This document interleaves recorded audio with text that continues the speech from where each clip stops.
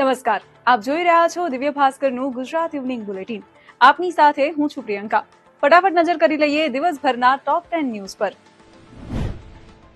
રાજ્યમાં વરસાદનો વધુ એક રાઉન્ડ આવશે. હવામાન વિભાગે આજથી 7 દિવસ સુધી રાજ્યમાં ક્યાંક મધ્યમ તો ક્યાંક ભારે વરસાદની આગાહી કરી છે. ખાસ કરીને દક્ષિણ ગુજરાતમાં ભારે વરસાદની શક્યતા છે. રાજકોટમાં માત્ર 3 મહિનામાં જ 756 પશુઓના મોત થયા છે.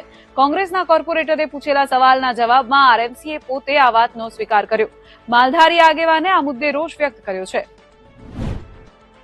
વડોદરામાં અકસ્માતના શોકિંગ સીસીટીવી સામે આવ્યા. વડોદરા વાઘોડિયા રોડ પર બાઇક ચાલકનો મહિન્દ્રા એક્સયુવી કાર અને પિકઅપ વાન વચ્ચે ગમખ્વાર અકસ્માત થયો.